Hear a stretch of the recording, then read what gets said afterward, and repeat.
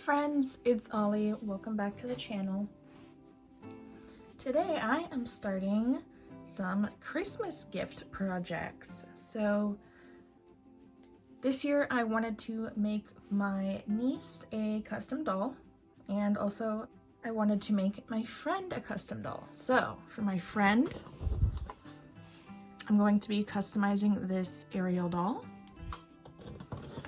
And for my niece, she's going to be getting an Amethyst from Steven Universe doll.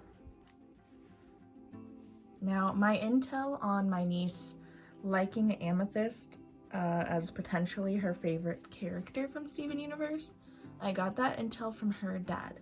So I hope that he was correct and that she will like this doll. So for Amethyst, I figured it would be easiest to get a doll that's already purple. And the only one that really matches the color and also the build that I was wanting is this Diamante from Shadow High doll. So I found her for cheap online, just nude, great for customizing. I considered picking a different doll and, painting the skin tone and maybe sculpting a thicker build, but I figured this doll would be a pretty good base. So hopefully it'll turn out well. Now I know that my friend has mentioned in the past wanting a Hallie live action Ariel doll. And of course she just meant like the basic version, but I can do better than that. So, I got a lot of Ariel dolls, like a bundle of them. So, I also got this basic blue dress version and the mermaid version as well, but they are not articulated. However, this bundle came with the articulated one. So this is the deluxe Ariel. She has eyelashes, she has articulated arms and legs, so this is gonna be the base. I think the way they did the faces for Hallie's dolls is pretty spot on and really pretty, so I don't think I'm gonna be repainting the face. My plan for her is just to reroot her. I was inspired by Hextian's videos. Go check out Hextian's customizing videos if you haven't already. I absolutely love their videos and their dolls. So the way that they did their live action Ariel dolls was to reroot Ariel with red hair, specifically with red yarn, and I do have some of that on hand. This is the yarn I'm planning to reroot her with. I think this is a good color match for the original Ariel hair, and that's the idea here, is basically to combine aspects of the original cartoon Ariel and the live action Ariel.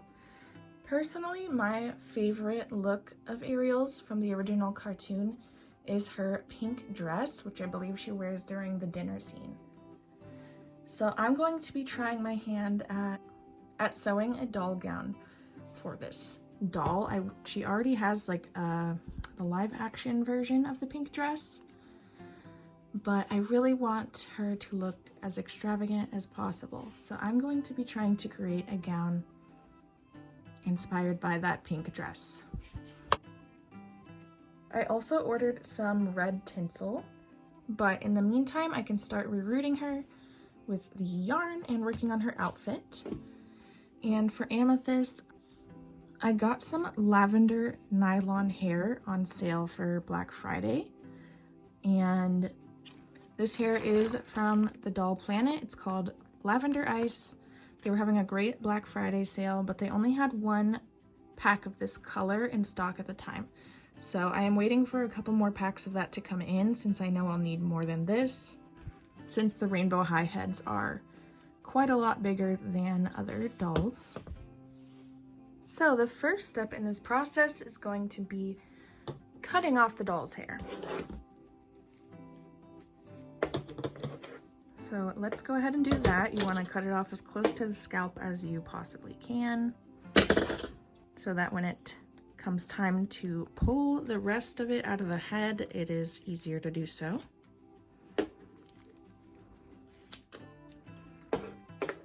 Oop.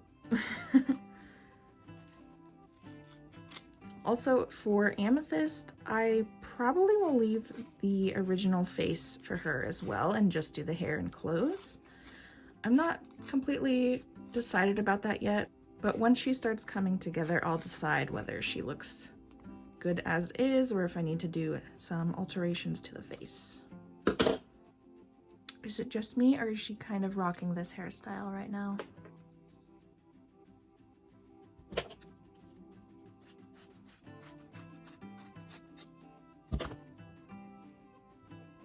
She's also kind of rocking this look, honestly. She's kind of giving Ursula vibes right now. All right, now that the hair is all chopped off, it's time to submerge their heads in some hot water and take their heads off and start pulling the roots of the hair out from the head.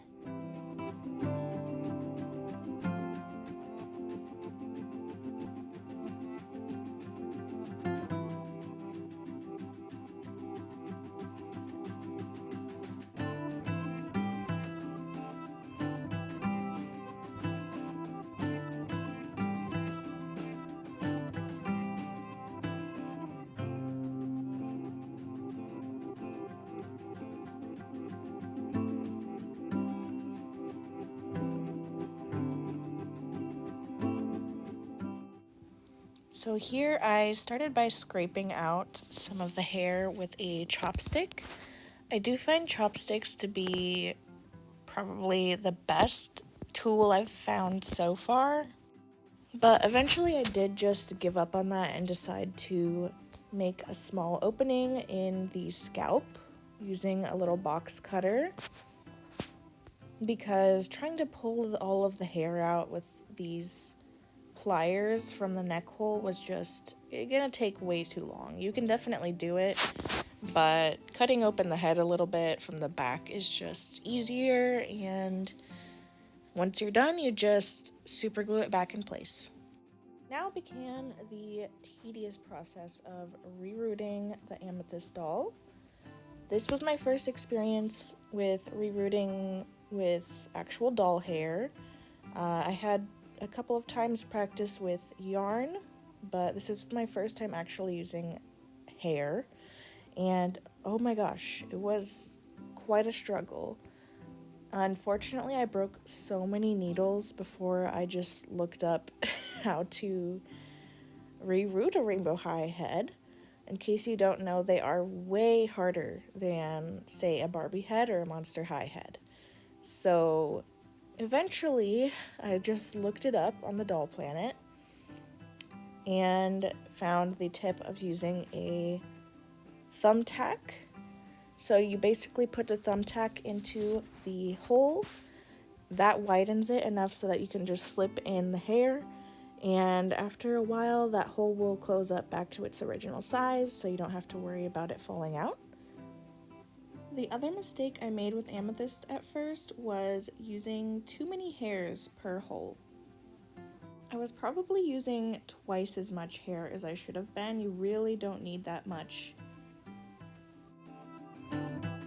Ariel was definitely easier to reroot with yarn. I just skipped a lot of the holes because the yarn is so thick. But I had almost the opposite problem in that the head is so soft, it was kind of difficult to get the hair in there. Eventually it all worked out, but it definitely was a time-consuming process. But I did learn that I quite enjoy rerooting. It's a really relaxing process to me, just a very repetitive kind of thing. You can just put on a YouTube video or a show or whatever and have at it. One other thing to note is that I skipped repainting the scalp of the heads. I don't know why I thought I could get away with it not showing through, but you should definitely always paint the scalp to match the hair color. So for Amethyst's outfit, I basically just modified pre-existing doll clothes.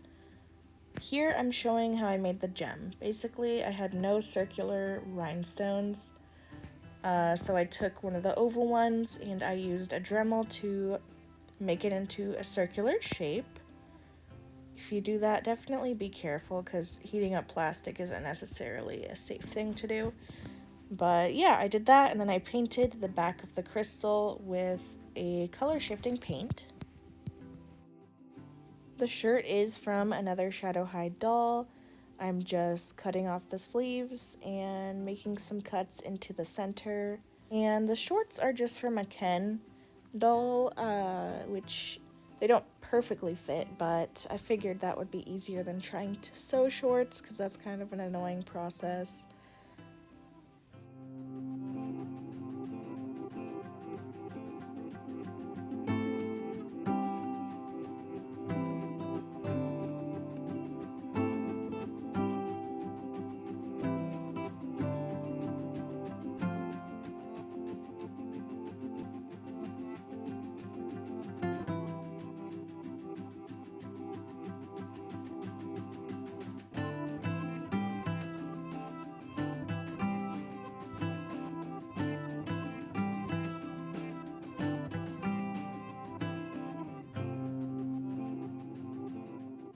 So here I was just making sure that the gem would fit where I wanted it through the shirt, and then I secured it with some super glue. Now it was time to paint the shorts gray. So I used some fabric medium to basically turn my acrylic paint into a fabric paint. So I just mixed some of that with a black and white until I got the gray that I wanted.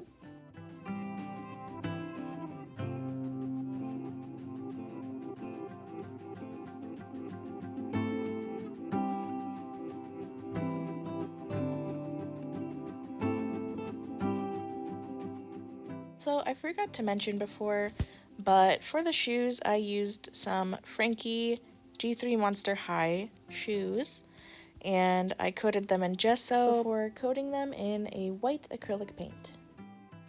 Here is our beautiful Amethyst. Very happy with how she turned out. This is her after I rerooted her, secured her hair with some Fabri-Tac, and boil washed her to get it to lay flat. And I'm so happy with how it turned out.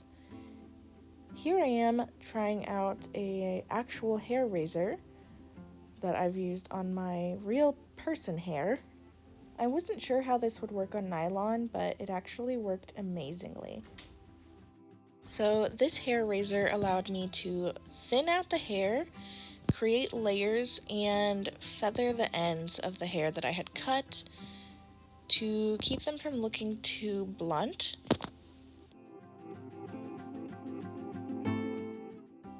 Next, I attempted to tease the hair with a pet brush, and it worked pretty well. You basically want to just brush hair inwards towards the scalp to basically just knot it a bunch is the idea.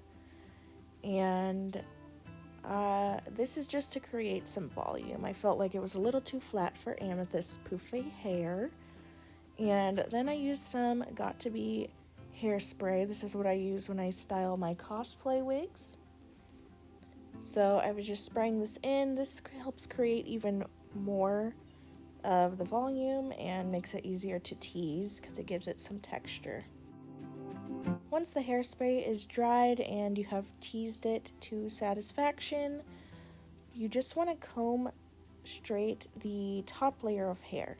So some of the hair underneath is still going to be knotted in theory to retain that volume, and you just want to smooth over the outer layer so it can still look nice. Then I used my handy dandy spray bottle of water and hair gel to secure the hairstyle in place.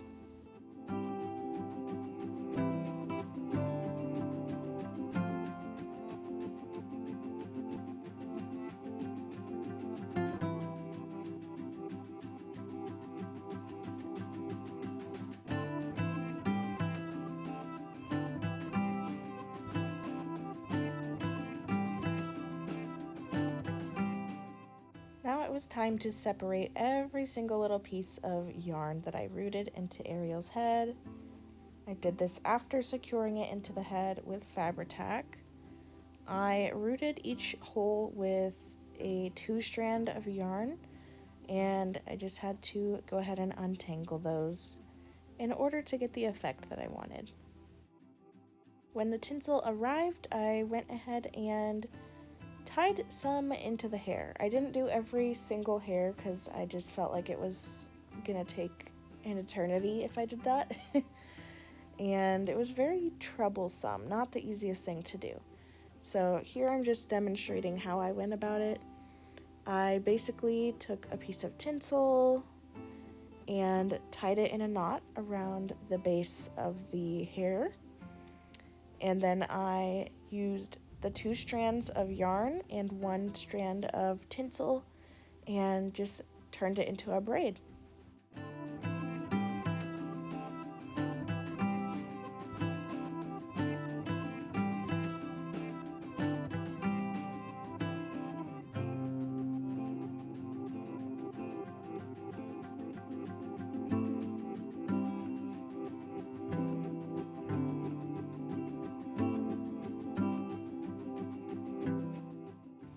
To add a little extra pizzazz to the hair, I got these little pearl beads, and how I added them into the hair was just to start braiding the tinsel in, and wherever I wanted it placed in the hair, I would go ahead and slip that onto the tinsel and then continue braiding the hair.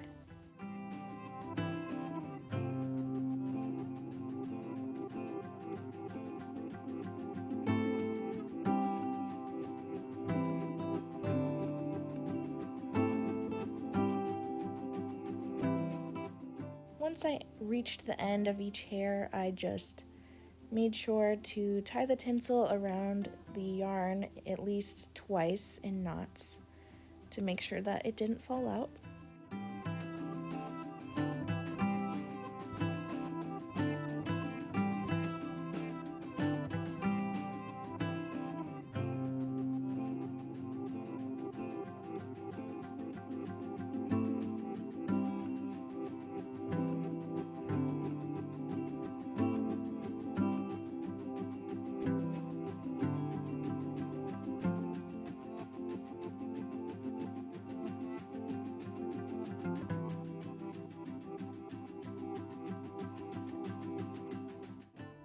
Hi guys, I've just finished Ariel's dress and oh my goodness, I'm so excited and kind of shocked that I was able to pull this off at all because I don't know, I haven't sewn that many doll clothes and definitely none as nice as this.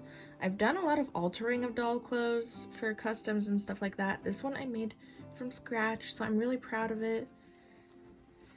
I wasn't able to film everything just because you know, sewing and filming at the same time is, and also trying to figure out the pattern and everything, because I'm not an expert.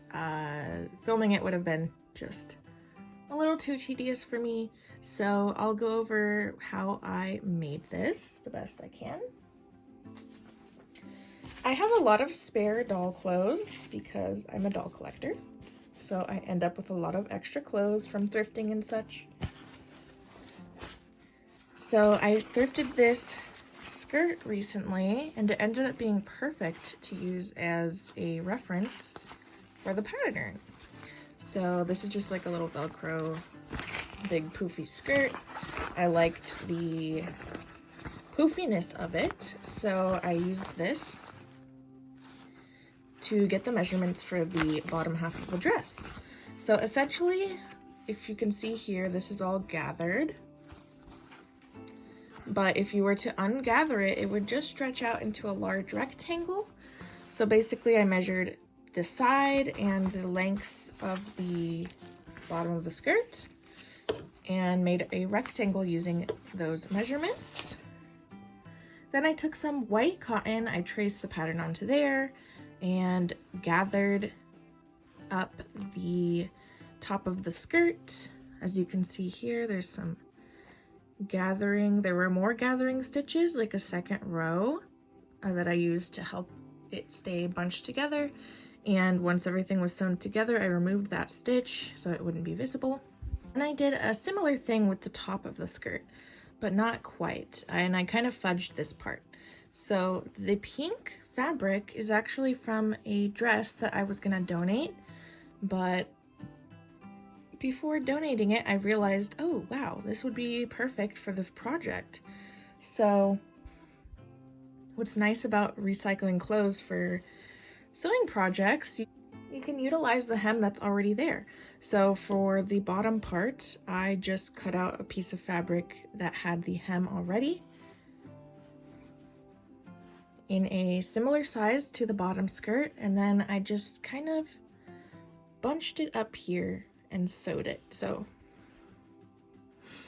did the same thing with gathering the top of the skirt, stuck it in place where I wanted the little fold to be, and stitched them together. Now for the top, I didn't really have a pattern reference for that. I could have if I wanted to, but I didn't think it was super necessary. So basically, I just put Ariel down on a piece of paper, flat, and I traced the edge of her upper body to get a rough measurement.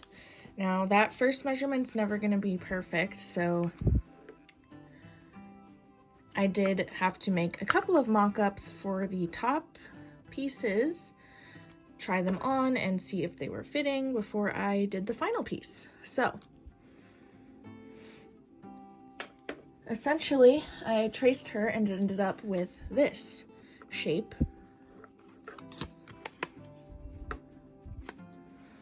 And then for the front, I have the same exact shape, except I cut out the neckline and I extended the straps so that it could reach the back.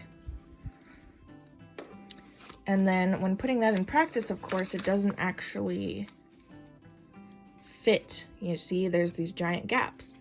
So I made another little pattern piece for a side panel like this. So here you can see that executed. And what I didn't consider when I was making the pattern is that, of course, the back would need to open so that the dress can come on and off. And because I made some wiggle room with the pattern, that worked out fine. So the back panel I ended up not even utilizing that much of. You can see it's quite a small piece, because there was plenty of room with the front and the side pieces. So once I had all of the pieces sewn together for the bodice, I cut the back piece in half, and then I, hemmed it and stuck these things on there. The sleeves I did a lot of fiddling around with. I also made mock-ups to get the shape that I wanted. So for the shape, I basically just looked up, like, what does a poofy sleeve pattern piece look like? And it's roughly this shape usually. And of course you can just play around with it and change the size as needed to fit. But I find with doll clothes and stuff, at least when it's stretchy, you can usually fudge it a little bit. So it doesn't have to be a super exact measurement with that. So I just made a mock-up, like the size of the sleeve, and cut out a piece of lining and the top fabric, sewed them together, and then came a lot of hand sewing. And I don't love hand sewing, but it is necessary for some stuff, especially the really little stuff, like hemming this little sleeve opening. I just backstitched all the way around these two pieces to hold them in place. And then I used some fabric glue on the edge just to give it some extra strength. Once they were all stitched together, I just used some tiny scissors to cut out these little diamond shapes in the poofy sleeve. Now, this of course is not perfect. It's not perfect. I might even need to go in and hand stitch a couple of parts that aren't totally perfectly secured. And there's also a lot of basting stitches that I still need to remove, like that one. But all in all, I'm really, really happy with how this turned out. As someone who is mostly self-taught from YouTube videos and etc. and just figuring things out, I'm pretty happy with how this turned out. If you don't know, I'm also a cosplayer, and I've made most of my costumes from scratch, but it's always the same situation there. I use a pattern and I just kind of fudge it until it looks correct, but it's not necessarily perfect or super well made. But yeah, I tend to have that skill of being able to make things look good, even though technically they are not necessarily well made. But yeah, I think this is great. I'm really happy that I decided to line the whole thing. I think it makes it look really elegant and lovely. Now I just need to finish up adding some extra tinsel and pearls into Ariel's hair and find her some heels, and then we can do the final reveal. Hello? Oh my gosh. Is it just me, or does she slay so unbelievably hard? I don't know. I might just be blinded by the fact that I just finished this doll, but I think she looks gorgeous. I'm so happy with her. I hope my friend will love her as well. For the hair, I just kind of loosely styled it how I thought it would look best and coated it in some got-to-be glued hairspray. So in theory it can be redone, but it is being held pretty well with the hairspray. I'm so happy with how this turned out. I can't believe it. I mean, of course I cannot take credit for the face-up. The face-up is the factory face-up because I think it's so gorgeous. They did such a great job on her face paint and her sculpt. I think it looks gorgeous and pretty accurate to Halle Bailey. So I didn't want to mess with that because she is so pretty. So for these two dolls, I will just try to add a little photo montage of the pictures I take before I send these dolls off to their new owners. They are so gorgeous. Oh my gosh. Not to toot my own horn, but I'm really happy with this. And of course I wanted them to come out. And of course I wanted them to come out well so that the new owners will love them and cherish them. Based on how this went and the fact that I do have an extra Halle doll, I do think I would like to make myself one in the future, just like this.